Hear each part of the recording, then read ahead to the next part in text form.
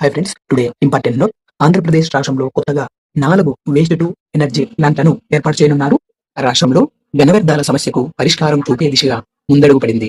కొత్తగా ఏర్పాటు చేస్తున్న 4 ప్లాంట్లలో ఉత్పత్తి చేసే విద్యుత్ సరఫరాకు విద్యుత్ పంపిణీ సంస్థల ప్లాంట్ నిర్వాహకుల మధ్య అవగాహన ఒప్పందం చేసుకున్నారు. వ్యర్థాల నుంచి విద్యుత్ ఉత్పత్తి చేసే ప్లాంట్లు ప్రస్తుతం విశాఖపట్నం, గుంటూరులో ఉన్నాయి.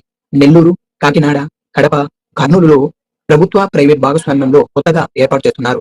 ప్రస్తుతం ఉన్నవి, కొత్తగా ప్రారంభించేవి కలిపి రాష్ట్రంలో రోజు 7,000 టన్నుల వ్యర్థాల నుంచి విద్యుత్ ఉత్పత్తి చేయనున్నారు. అయితే ఒక్కో ప్లాంట్ ఏర్పాటుకు 350 కోట్ల నుంచి 400 కోట్లు ప్రైవేట్ సంస్థల నిర్వాహకులకే పెట్టుబడులు పెడుతున్నారు. వీటిలో ఉత్పత్తి చేసే విద్యుత్తును సరఫరా చేసేందుకు డిస్కంలతో ఒప్పందం చేసుకున్నారు. రాష్ట్రంలో పుర, నగరపాలక సంస్థల్లో, నగర పంచాయతీల్లో రోజు 7,500 టన్నుల వ్యర్థాల్లో 7,000 టన్నులు ప్లాంట్లకు వెళ్తాయి. మిగిలిన 500 టన్నులకు వివిధ విధానాల ద్వారా పరిష్కారం కనుగొంటాం అని ఈ సందర్భంగా మంత్రి నారాయణ గారు పేర్కొన్నారు. ప్లాంట్ల నిర్మాణ పనులు వచ్చే 2 ఏళ్లలో పూర్తవుతాయి.